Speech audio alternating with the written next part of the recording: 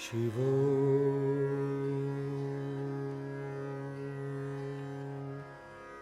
Maheshwaraha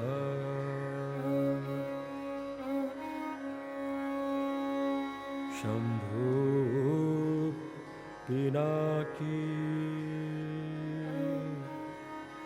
Shashi Shekharaha.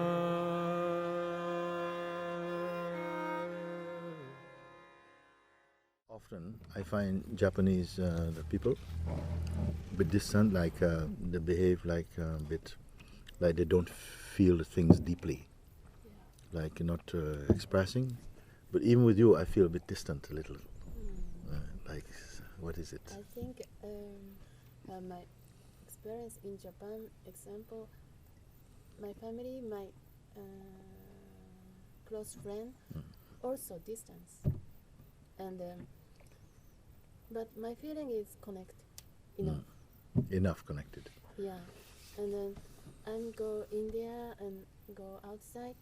People they so close, more like a looking close, like more touching, hugging, but my feeling is challenging. Yeah. This is not sense for me. Yeah. If close and distance, I'm not like a only feeling is like a touching or some temperature or, but this is like when I was child, no sense for me. Only mother give to hug, very young.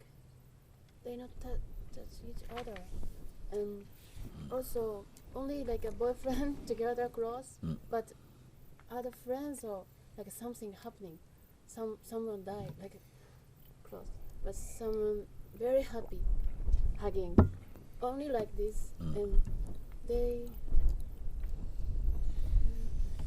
I understand this because I also sometimes I see that it also can be superficial. In some people I see it's very superficial. Like it's just something that you do and this stuff, but it's not really in the heart also. So some parts also like to see that that you don't have to be so touchy also. It's a bit of distance is also okay, very okay. But when it's like a almost like a cultural norm or tradition, then it feels that a little bit Chinese people like this as well. Yes, it's Chinese because my family is from Chinese people, and I see something a lot of thing to do with family and not losing your face, you understand, not creating embarrassment or something like this, this type of thing, But it's a kind of distance, and sometimes people can interpret that you are like this, like you think you are better. It looks, from outside, like it looks sometimes from outside. People think these people they are behaving like they are superior or something, but I know it's not that. It's good. I know it's not that. I know something is there, and I don't know how much to push it when I have people like from Japan in Satsang. I don't know how much to push because I want to push a little bit, to say,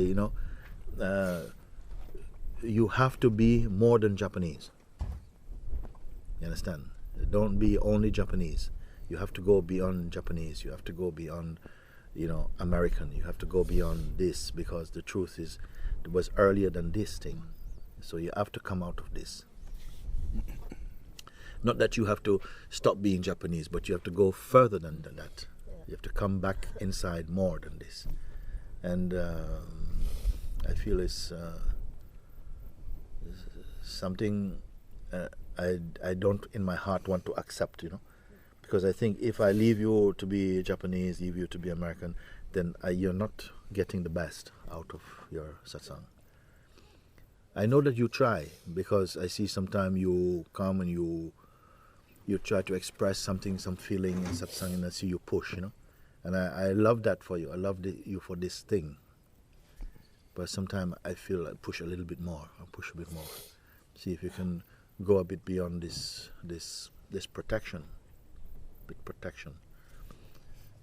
because I feel that you must take the risk of also trusting that it's okay and go with it.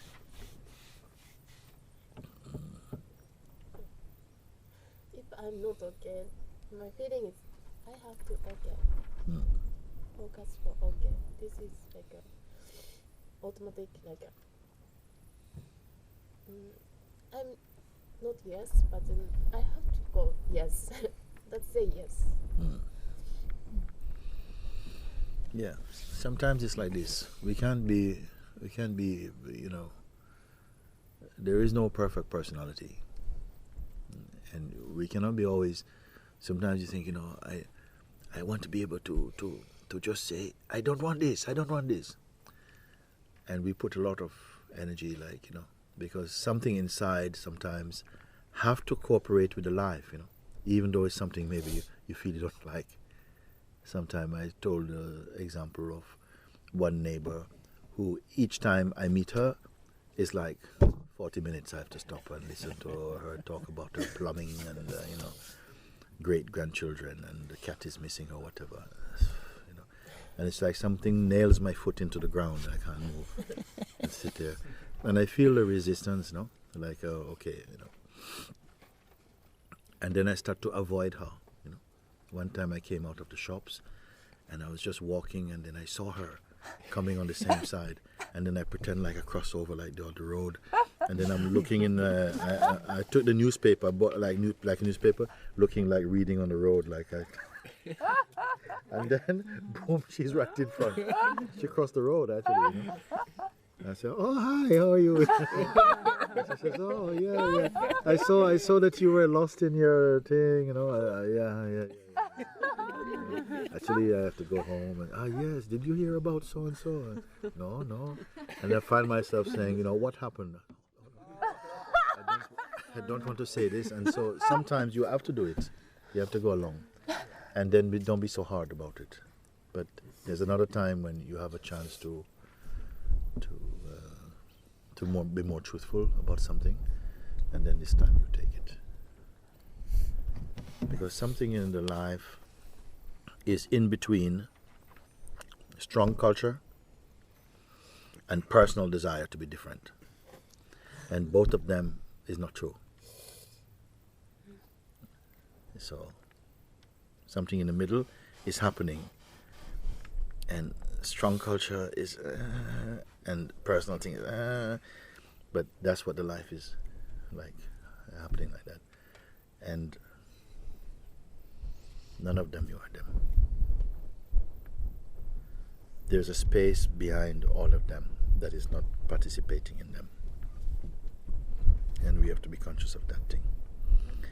Then you can see all of these things and not be exhausted, because you don't identify with any particular one so deeply.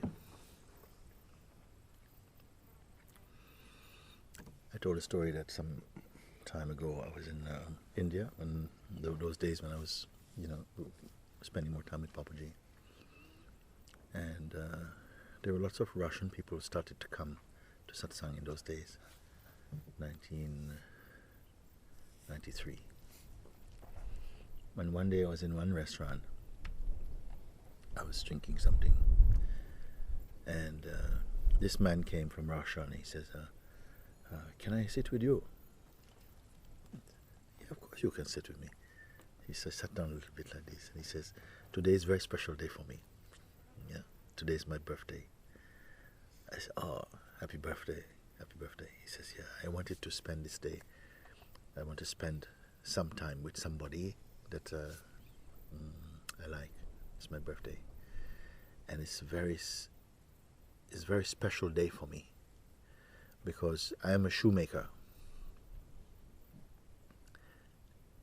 and I don't know, I feel a bit emotional to say it. He said, I'm a shoemaker, and today is the first time I'm wearing one of my own shoes. Today I'm wearing one of my own shoes. I said, oh, really? You know, I said, yeah. Because I grew up in a certain place, and you would not wear your own shoes it sounds selfish. You must only do something for the community. If you do something too much for yourself, of course people they do, but if you don't, you're so discreet, then people say you're selfish. You know, you should do something for other people, but not for yourself like this. I say, okay, you know, like in principle, it sounds okay. You know, it sounds like a very beautiful philosophy of life, but it's not true. If you make it, if you force it, it has to be a bit like you grow into this understanding. And he coming to India and meeting Papaji released something inside that it's okay. It's okay to be this also, to allow this also, this space in yourself. And it's okay to be like this. Just don't identify even with that also. After Rama rescued Sita, then they were going to be married. Then the father of Rama said, it's going to be a big celebration, and asked the brother of Rama, I think it was Lakshman, go to this land far away, find this sage. I want this sage to come and perform the ceremony of marriage for Rama and Sita. So he traveled a long way. And then he went to arrived on the horse. He comes at the abode of the sage. The sage is sitting there quietly, and he says, "My father asked that I come and get you. You must come and perform the ceremony for Ram and Sita." And I brought this ring. This is the ring that you must bless. This ring. This ring will be worn by Rama. So he showed the sage the ring, and the sage said to him, "Take this ring and put it in that pot." There was a pot there. So he rode over there and he put the ring in the pot. But it had a funny sound when it went in the spot. And he says, "Oh, it's funny." So he went over and he picked up the pot. And it sounded funny. He threw it out and it was full of rings.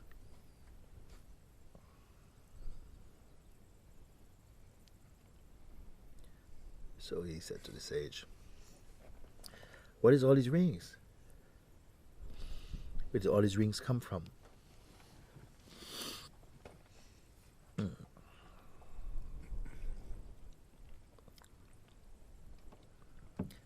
And the sage says, "You put them there." So he said, "I don't remember putting these there, any ring?"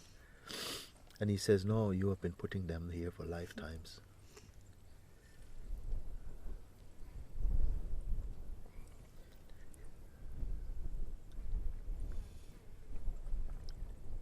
He said, "You've been putting these rings for lifetimes.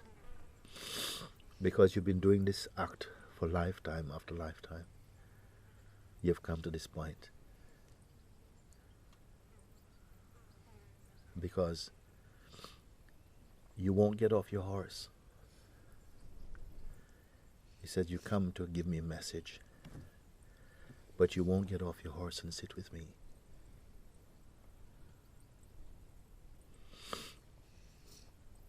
And so this cycle doesn't end.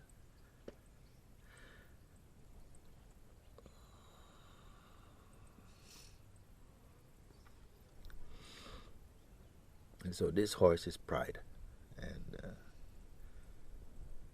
each one has to get off that horse and sit down."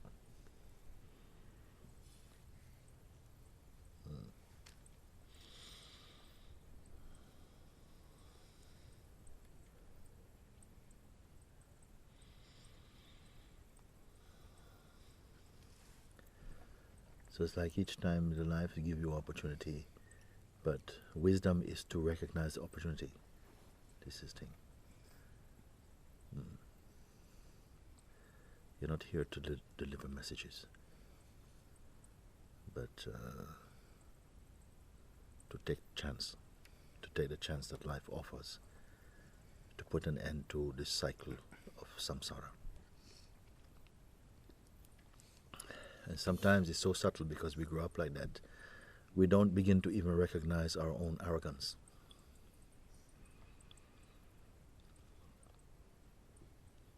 Because all the beings, they have some ignorance. When we take to this bodily existence, so ignorance will come. That's the veil that closed the curtains to the divine. But when ignorance combines with arrogance, then a soul falls into deep trouble. And first, we must reverse and discover first the arrogance.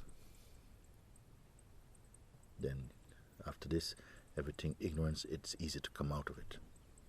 Because when you drop arrogance, pride, then the heart opens, humility is there, then everything becomes possible again. And all of these things, they're interwoven so much in our cultural traditions, in our racial traditions, in our, sort of personalities, in friendship, social circles, our political orientations, all of this, all the fabric of the human life and culture is planting these dark seeds in us. And so we become blind, don't understand, don't know how to recognize what is true. Your powers of discernment and discrimination becomes very dull. We lose this power to discriminate properly. And still we don't turn around. Still we don't get off that horse. So I say those ones who got off the horse came and sat in the lap of God itself. The others we don't know. We're still on the merry-go-round. Not very merry.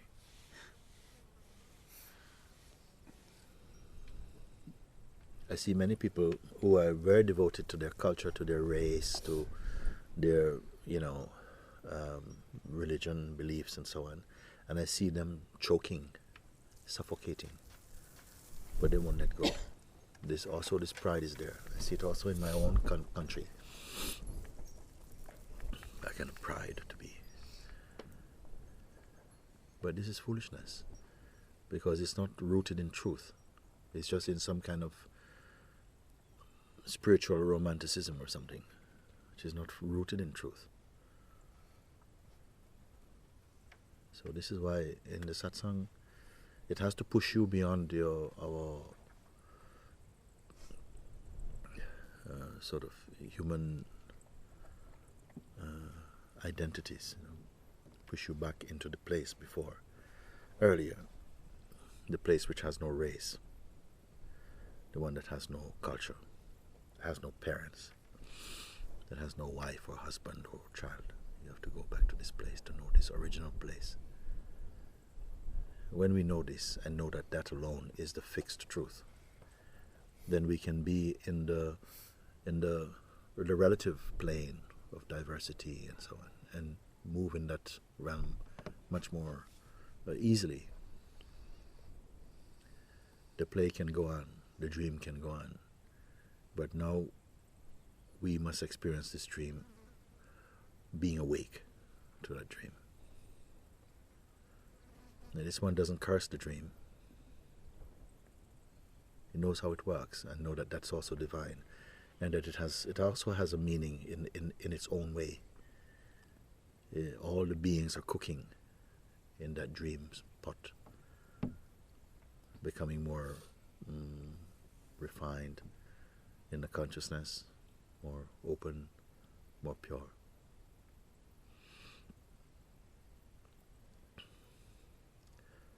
So really, I say the satsang is not there to just give nice feelings or create spiritual sentiments or momentary experience, but to push you completely back to where your mind doesn't want to go. But when it's there, it's happy. Mind doesn't want to go there, but when it's there, it is very happy.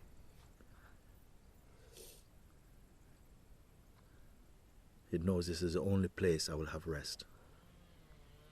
It's the only place where there's peace. But it will not go there by itself. So some other power has to be there. That conscious power must be there.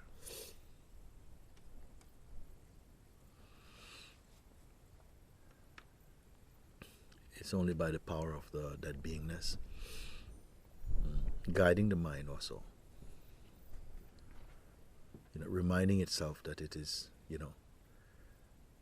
it must parent the mind, must guide it. We must understand these things.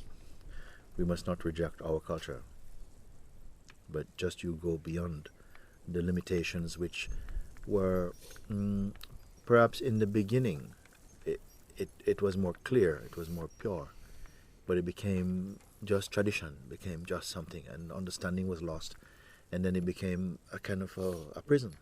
In every culture is a bit like this.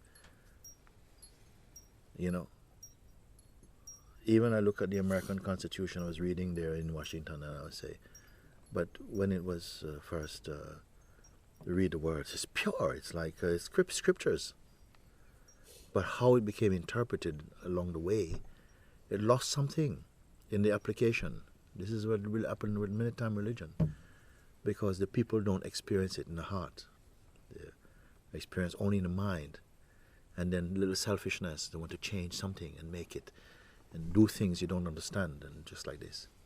And then you have to recover your clarity again. But beautiful things in every culture.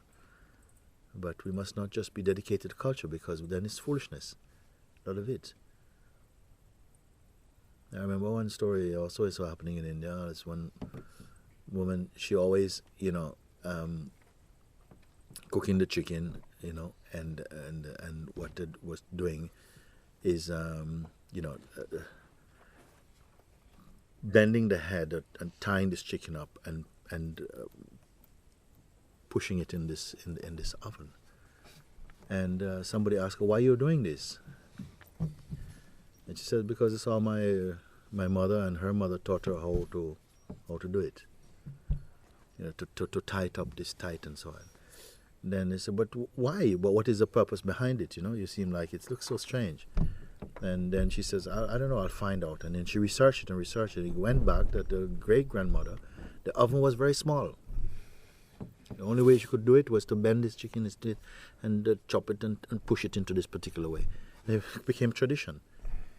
So now you got a big oven, you're still doing this thing like you're cooking a pigeon or something like this. So people, they don't understand. We're just doing things like this. And it is okay. It is okay. It is okay. Because perhaps out of so many traditions, we'll find much of it is just kind of hocus pocus or some hearsay or something. But some things, they are somehow blocking your spirit. Some things, they are somehow obstructing your spontaneity, oppressing your freshness, your freedom. And these things, we have to go beyond them. But you don't target, I must go beyond them. You only have to keep remembering who you are. That's all. Not chop out this piece of your culture, chop out that. No, that is a long way. The mind likes that way, actually.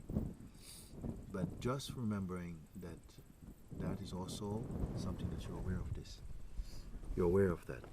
So that in which awareness of even your culture, of even personality, of even parents is there. Does it belong to anything? And really be clear about that. And that's not thinking. When we contemplate inside the art, it's called contemplation, not thinking. And it brings the mind into a natural state of natural meditation, that you come back to your emptiness.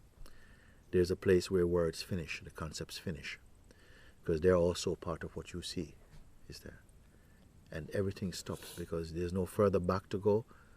It's like this. This is the joy that I have in sharing these things. Now I show you, okay, this thing, the jungle of our own thinking.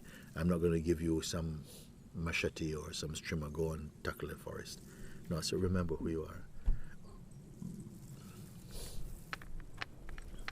And be one with that.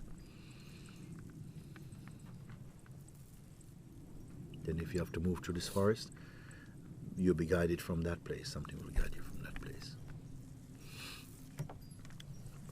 You gave the example of the lady who cooked the chicken in a particular way because it was tradition. Is there ever...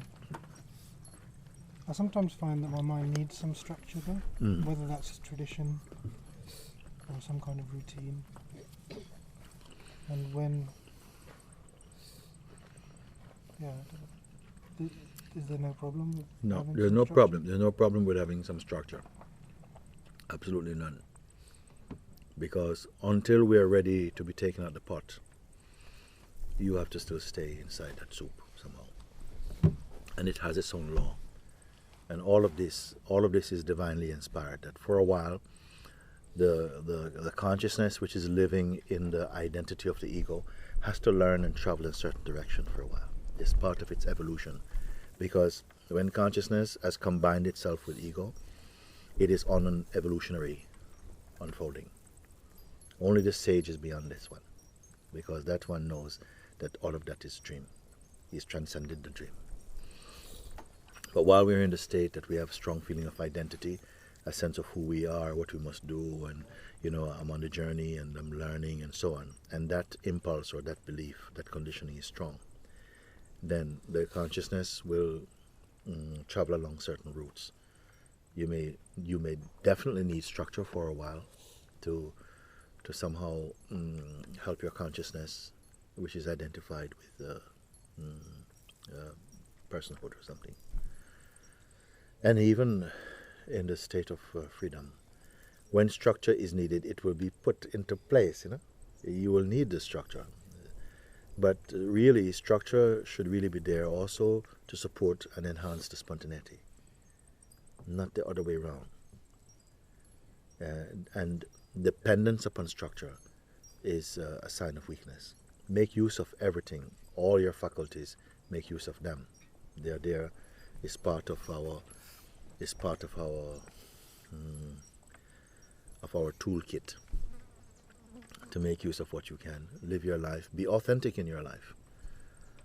Don't pretend to be more wise than we are, or that we just be authentic. It's enough that you follow the advice even while you're in your daily life, to kind of keep checking in with your true place until it becomes a second nature again. That's a funny term, isn't it? Second nature. Because it's really first nature until it becomes first nature again. That you look and you see that something here stops, that the place of words are still in front, and there's a space behind in which words can happen, concepts can happen, images can happen, but they are happening, and so they're in time and they come and go. But they're seen in that, and to keep on being reminded of that until somehow it becomes much more natural for you. And then if structure is needed, it comes spontaneously, something recognized, I need to put this into a shape, I need to do this, I need to do that. And it will not leave any bad smell in the beingness. Is it a bit like the absolute guiding the relative play? If you know what I mean? I don't find any problem with saying like this.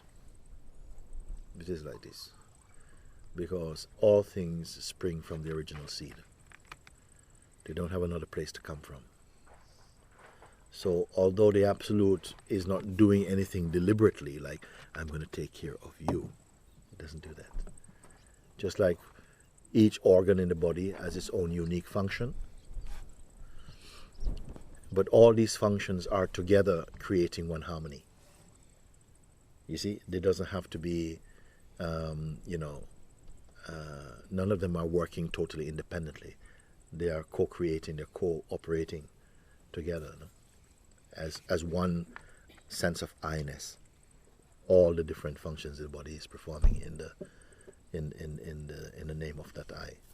It's the mind that seems to create this fragmentation, and so one thing starts to appear as many things, but it is all still one. And in that unitive scene, when you unite yourself inside your own heart, then the world will be united, because it is reporting, the perception of the world is reporting to something here, to your I-ness.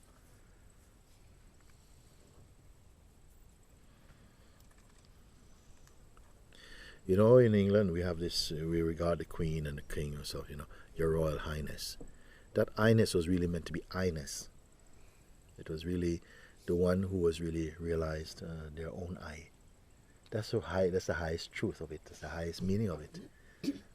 You know, it's actually God, but we humanize it. It became, you know, Your Royal Highness, as in high status or something. All the things in the kingdom were under the rule of His or Her Royal Highness, and that highness was the I amness. But that was lost in the old days. In some places, I think also in Israel, actually, a king would bow to no one in his kingdom, but he would bow to a sage also, or a prophet. A prophet maybe could not even read or nothing like that. Maybe they probably looked like the poorest person in the kingdom. But that one alone commanded that respect, that even the king himself would also prostrate to at the feet of a sage. You see, and that one was the I, was above the king. That I-ness is in all of us. But until we're ready, and only the Supreme know how to make you ready. Because if you're falsely ready, you become arrogant. You think you have something. Then that is not ready.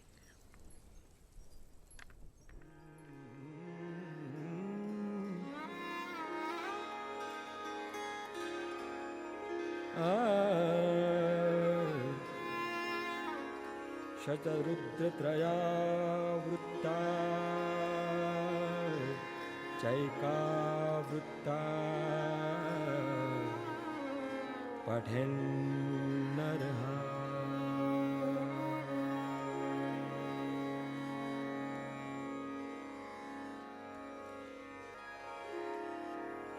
इति श्री शिव अष्टोत्तरशतनाम स्तोत्रम संपूर्णम् इति श्री शिव अष्टोत्तरशतनाम स्तोत्रम संपूर्णम् इति श्री शिव अष्टोत्तरशतनाम स्तोत्रम